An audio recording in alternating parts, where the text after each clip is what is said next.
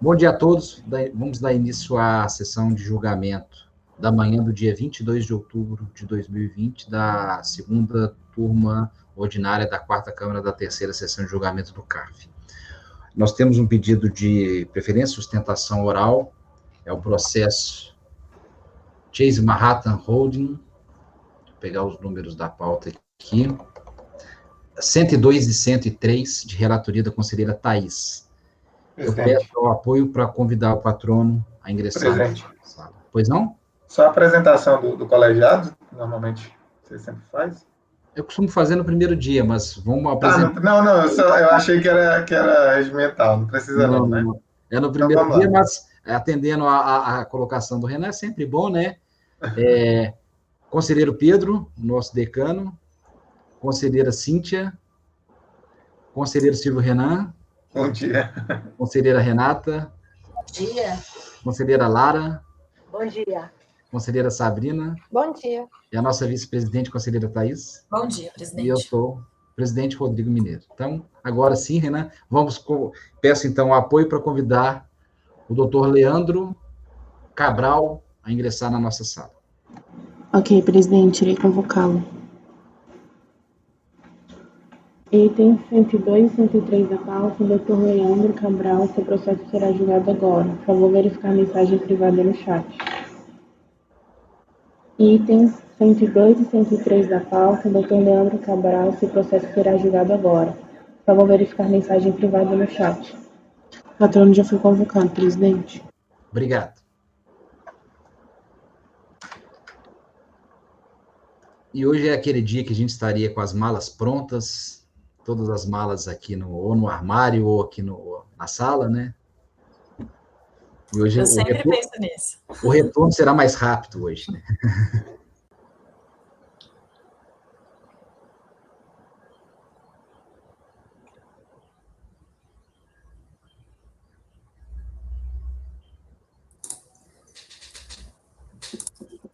Bom dia, presidente. Bom dia, senhoras conselheiras, senhores conselheiros. Bom dia, doutor Leandro. Seja bem-vindo à nossa turma julgadora. Muito obrigado. São os itens 102 e 103 da pauta, Chase Manhattan Holding Limitada, relatoria da conselheira Thaís. A conselheira vai fazer a leitura do relatório e, posteriormente, eu passo a palavra para o senhor. Thaís? Trata-se de recurso voluntário, folhas 388 a 420, interposto em face de decisão proferida pela DRJ de São Paulo, que julgou improcedente a impugnação. Se eu não me engano, esse processo é desses processos antigos que está em volume, pessoal. Então, eu coloquei os números das folhas de tudo, para vocês poderem consultar, tá? No processo.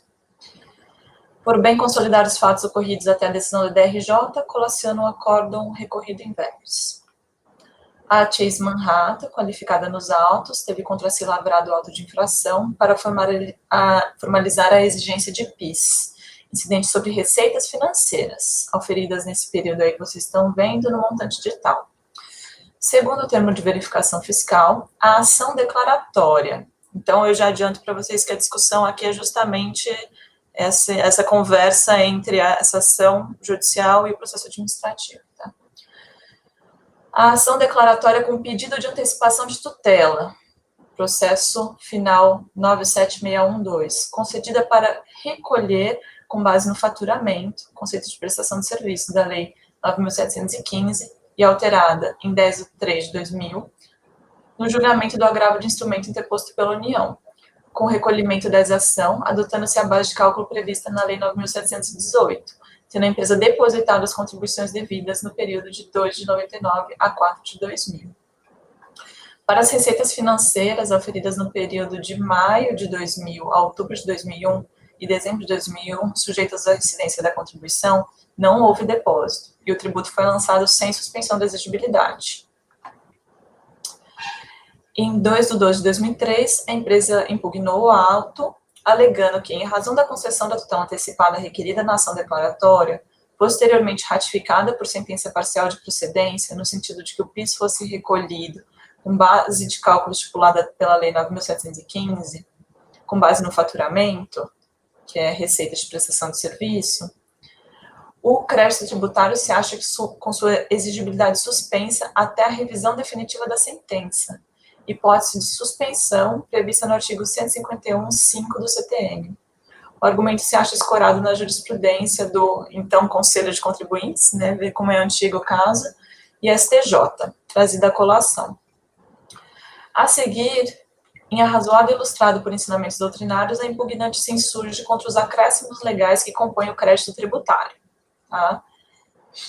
Já no parágrafo seguinte, reproduzindo o teor do artigo 63 e do seu parágrafo 2º da Lei 9.430, assevera que o legislador extinguiu a caracterização da mora até 30 dias após a decisão que cassar a liminar. No parágrafo seguinte, o entendimento acima exposto se coaduna com a posição da administração tributária no parecer cosite número 2. A impugnante invoca ainda o disposto no artigo 61, parágrafo 3º da Lei 9.430, que estabelece que somente após o vencimento do débito incidirão juros de mora. Aduz que o artigo 55 da medida provisória 2.158 corrobora sua pretensão de afastar os juros cobrados no AI. Agrega julgados da lavra do Conselho de Contribuintes, além de nota emitida pela Câmara Superior, que iriam ao encontro de sua tese. Requer a desconstituição do crédito tributário exigido e o cancelamento do auto. Daí, sobre a ação judicial, né? Diz aqui o relatório da decisão ACOM. A petição inicial visa antecipação jurisdicional até o final da demanda para recolher o PIS nos moldes da Lei 9.715, como a gente viu acima. A impugnante anexou cópia da sentença do juiz proferida em 27/6/2000, julgando procedente o pedido para autorizar o recolhimento do PIS com base no faturamento. Mantidas as demais disposições da Lei 9.718, sujeita a reexame necessário. A sentença foi embargada. Em 11/9/2000, foi alterada a parte dispositiva, julgando parcialmente procedente o pedido para autorizar o recolhimento do PIS com base na Lei 9.715, mantidas as demais disposições da Lei 9.718. As partes apelaram ao TRF e a ação pende desse julgamento. É o relatório da DRJ.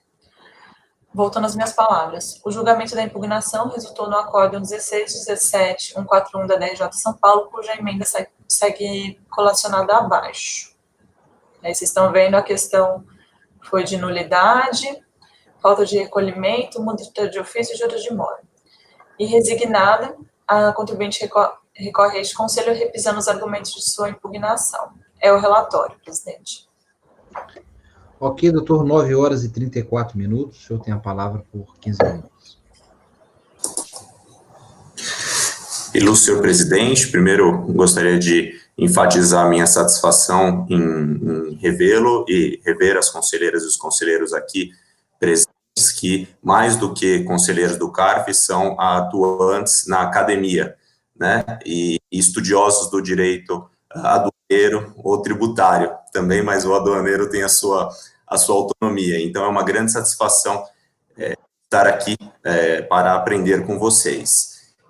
O caso é eminentemente de fato, né? A doutora Thais, de uma forma bastante objetiva e clara, colocou o breve histórico. Aqui a gente tem dois processos, eu acredito que a minha sustentação abordará os dois, um é de PIS, outro é de COFINS, vou procurar situar as diferenças, e considerando serem de fatos as principais questões, eu vou pedir a licença de projetar aqui na tela alguns poucos memoriais, alguns poucos slides, para que eu tente ser mais claro e mais objetivo na minha apresentação. Peço a gentileza de me dizerem se estão vendo, por favor, a minha tela.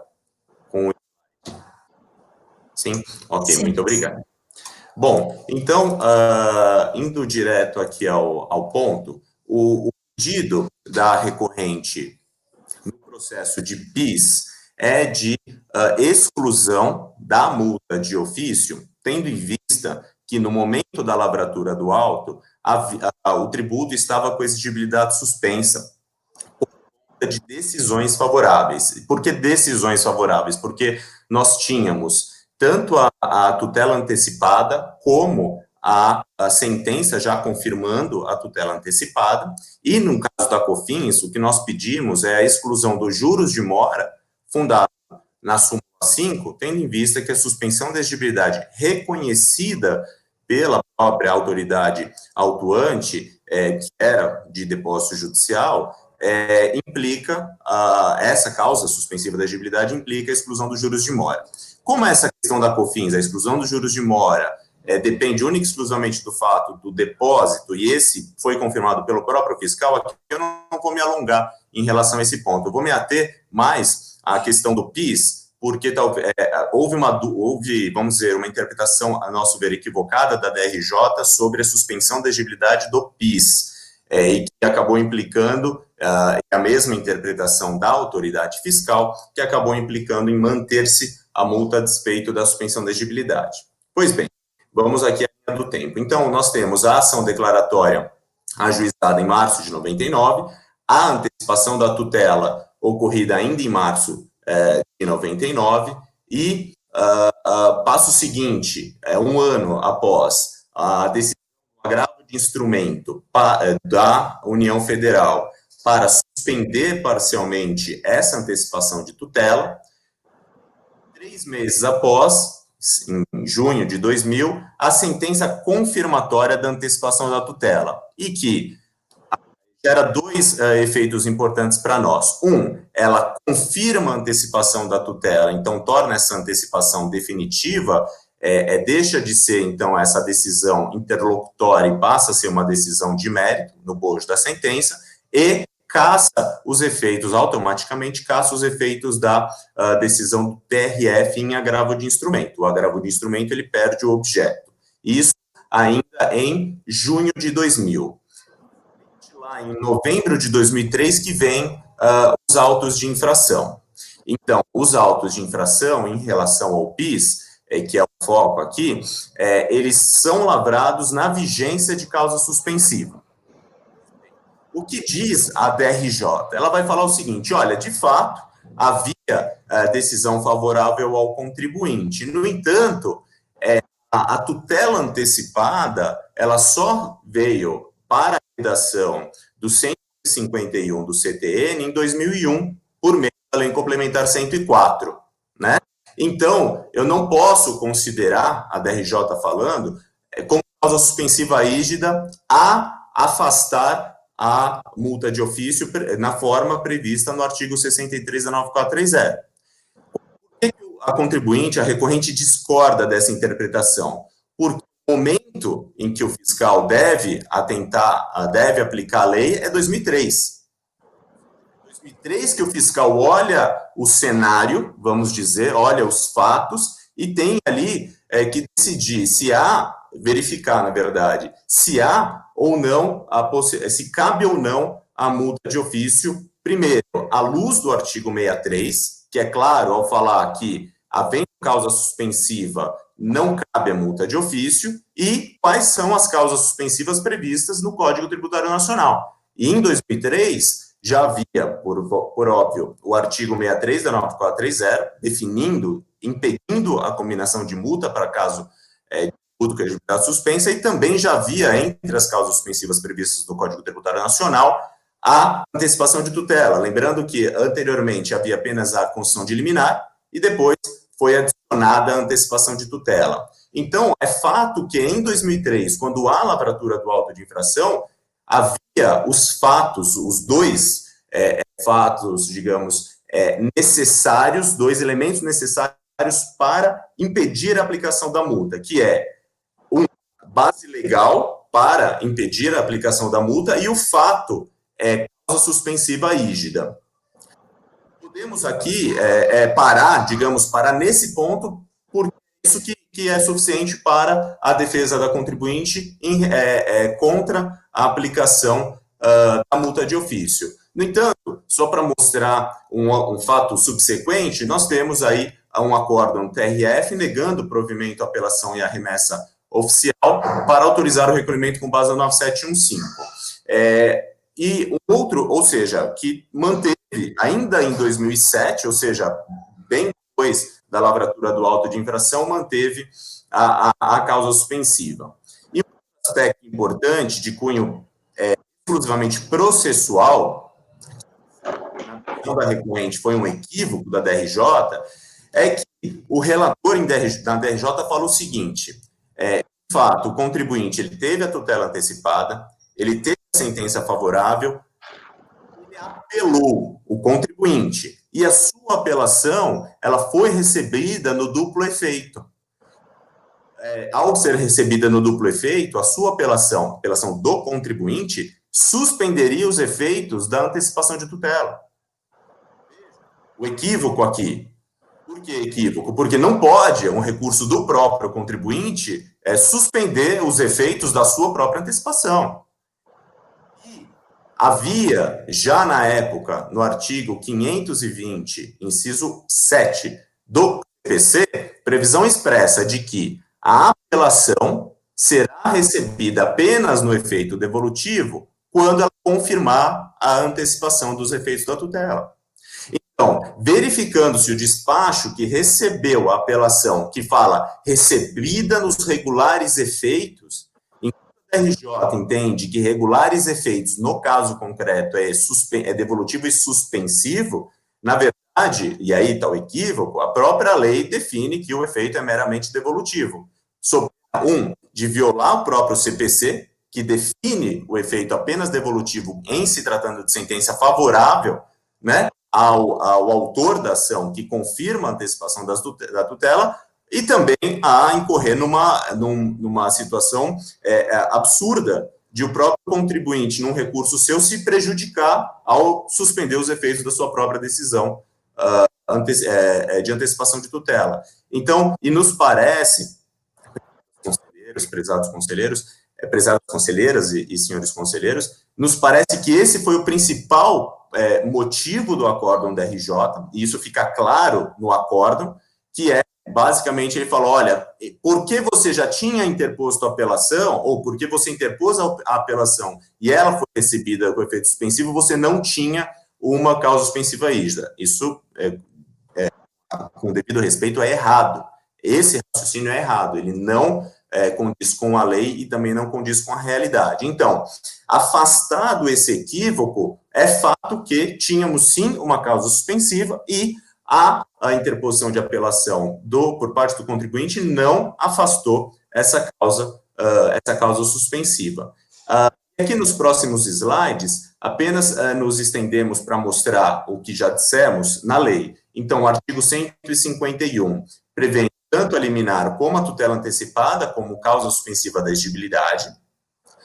O artigo 63, expresso ao indicar o inciso 5º do artigo 151, causa suspensiva que impede a cominação da multa de ofício, e no lado direito a gente apenas traz novamente aí o teor da decisão que suspendia a exigibilidade, mas não há dúvida sobre isso, a própria DRJ reconheceu que a decisão ela foi favorável ao contribuinte, e trago nesses dois slides, para encerrar, nos dois próximos slides, o entendimento da turma, de uma forma sempre rigorosa e correta, admitindo o texto da lei, no sentido de que não cabe a multa de ofício quando o auto é lavrado na vigência de causa suspensiva, e aqui, inclusive, no acórdão 3402-004-393, a gente tem uma situação específica bastante similar, um acórdão de 2017, mas também, enfim, não dá aí maiores detalhes no caso concreto, e, por fim, aqui trazemos o acórdão 3402-002-788, que é expresso, específico, para falar de uma situação onde o auto foi lavrado na vigência de sentença que confirmou a antecipação dos efeitos da tutela. Aqui nós, inclusive, à direita, destacamos os conselheiros que hoje estão, embora a doutora Marisa não esteja hoje, mas o doutor Pedro e a doutora Thaís, sim, reconhecendo aí ao descabimento da multa de ofício em função do enquadramento no artigo 63 da 9430, combinado com 151 do CTN. E aqui também trazemos alguns outros precedentes, alguns outros julgados da Câmara Superior. Agora eu peço a licença para parar de compartilhar. Volto aqui. Obrigado pela atenção. Então, em resumo, prezadas conselheiras, senhores conselheiros, o que se pede é o provimento dos recursos voluntários para, no caso do PIS, afastar a multa de ofício, dado que o auto foi lavrado na vigência de causa suspensiva e foi um equívoco considerar que que a interposição de apelação suspenderia o efeito dessa causa suspensiva ou dessa antecipação de tutela, isso contraria a lei, e, no caso da COFINS, pedir o afastamento dos juros de mora, tendo em vista o teor da súmula 5. São essas as colocações, eu fico à disposição para qualquer esclarecimento. Muito obrigado. Obrigado, doutor Leandro. Eu volto a palavra à relatora, conselheira Thaís. Presidente, eu vou te pedir licença. A bebê está chorando desde que o patrono começou a falar aqui. Mas eu ouvi tudo, viu, doutor Leandro? Posso pedir um intervalo de 5 a 10 minutinhos para ir lá atender, dar de mamar e já voltamos? Claro, 10 minutos de licença, eu peço que o doutor entenda essa situação. Okay? 10 minutos de licença, eu peço para suspender a gravação. Gravação interrompida, presidente.